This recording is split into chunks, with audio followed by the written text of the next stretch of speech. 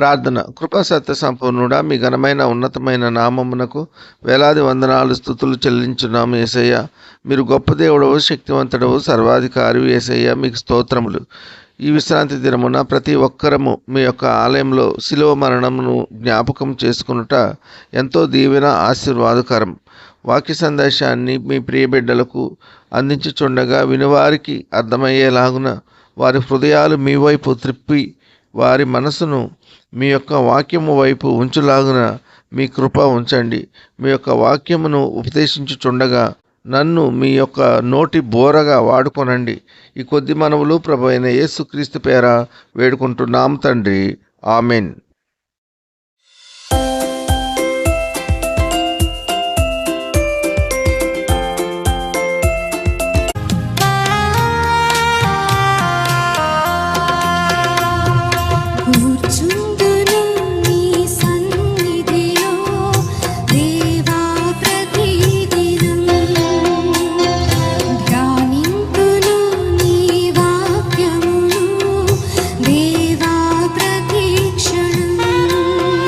Praise the lord, హల్లెలూయా. ఈరోజు దేవుని వాగ్దానము పరిశుద్ధ గ్రంథం నుండి 1 కొరింథీ 11వ అధ్యాయము 26వ వచనం.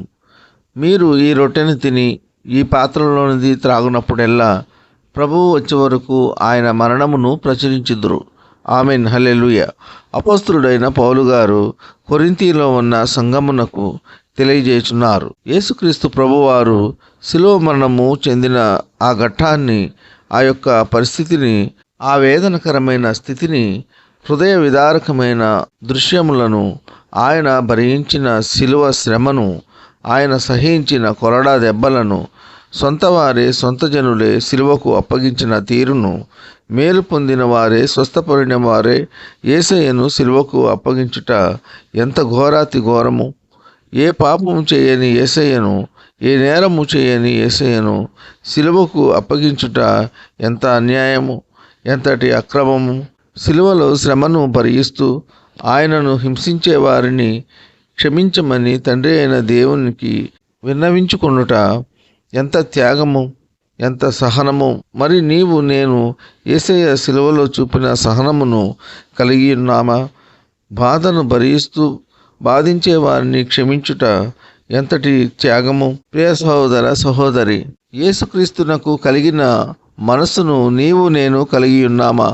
ఆయనను వెంబడించి ఆయనను అంగీకరించేవారు, ఆయన నీడను ఆశ్రయించేవారు తప్పకుండా దేవుని మనసును కలిగి ఉండాలి. ఆయన మరణమును జ్ఞాపకము చేసుకోవాలి. ఆయన లేఖనముల నెరవేర్పుకై ఈ లోకమునకు వచ్చి ఉన్నారు. లేఖనముల నెరవేర్పుకై శిలువలో తన ప్రాణమును మన నిమిత్తము, మన పాపముల నిమిత్తము అర్పించి ఉన్నారు. ఇంత గొప్ప త్యాగమూర్తికి మనము ఏమిచ్చి ఆయన రుణము తీర్చగలము?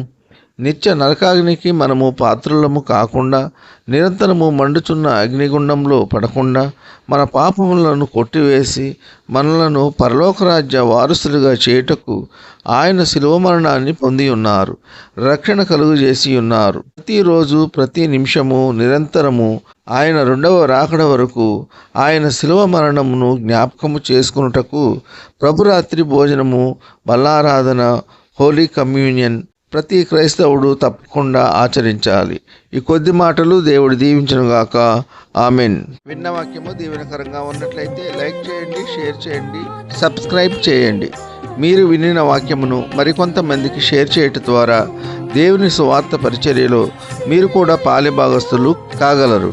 వినిన వాక్యము ఆశీర్వాదకరంగా ఉన్నట్లయితే ఆమెన్ అని కామెంట్ చేయండి. విన్న వాక్యంపై మీ యొక్క అభిప్రాయాలను కామెంట్ ద్వారా తెలియజేయండి. మీ ప్రార్థన అవసరతల కొరకు మా ఫోన్ నెంబర్ 9676389821. ఇట్లు ప్రభు సేవలో మీ సహోదరుడు Kola Daniel. God bless you.